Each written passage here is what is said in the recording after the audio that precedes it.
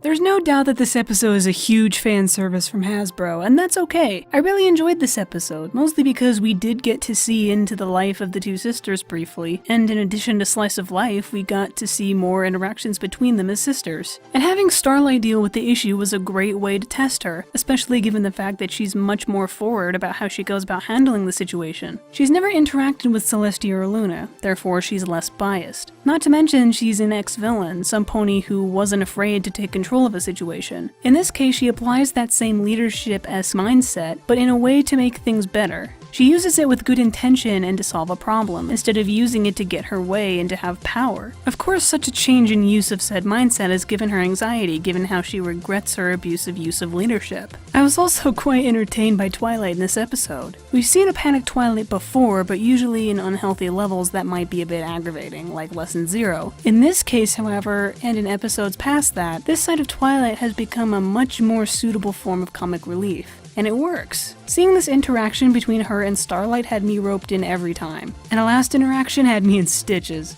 You know the one. And Tired Luna got a few chuckles out of me as well. Going back to Celestia and Luna, I found their interactions to be sorta believable. Even if they are princesses and have an obligation to behave maturely, sibling tension like theirs is realistic. Having lived with an older brother through my childhood years, arguments picked up pace rather quickly. Even the trivial ones. Although I can't say for certain that this kind of behavior carries on to adulthood. I'd usually make the guess that this kind of thing dies down after the childhood and teen years, so based on that logic, I sort of see this kind of sarcastic, icky attitude from both of them to be a bit strange. Not completely foreign, just strange. I can see why Daybreaker has some mixed responses, but personally, I find her to be an okay addition to the episode. The way I see it, it proves even further that Celestia has some relatable traits, such as a breaking point. Even if she's a concoction from Starlight's mind, the fact she could potentially exist suggests more depth in Celestia's character. And there's that idea that superiors or monarchs can potentially get power hungry. Daybreaker constantly emphasizes that throughout the battle between her and Nightmare Moon, so that makes you wonder if rage isn't the only contributor here.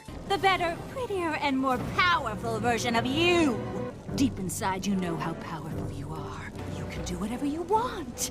Who needs balance when you can have it all? I told you I was more powerful than you.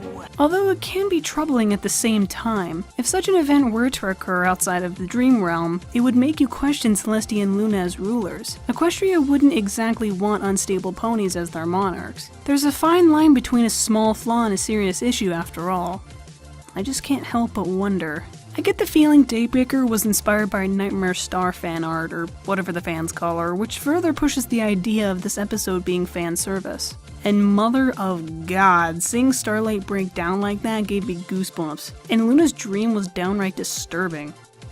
I love it. The moral is a pretty straightforward one. You don't truly know the hardships of another until you've walked in their shoes, and this still holds true. It's very easy to be caught up in how hard you see your life that you often see someone else's life much easier and less stressful, but you never truly know until you've experienced it firsthand. They might try to explain it to you, but it doesn't carry nearly as much weight. Naturally, though, I have my gripes. First of all, I don't see a good excuse for the distasteful picture on the photographer's part. Wouldn't they retake the picture or take multiples? Surely the guy saw Luna smiling the entire time, took one look at the picture and thought, ew, that ain't right. Second of all, I never did understand the whole managing the dream realm concept. I can understand needing to protect ponies from nightmares, but isn't going into a dream an invasion of privacy? Thirdly, Celestia saying her magic isn't powerful enough to stop Starlight's nightmare defeats the purpose of Luna having a job in the first place. Luna's job is to help ponies with their nightmares, so she would need her magic for that. Why not in this case?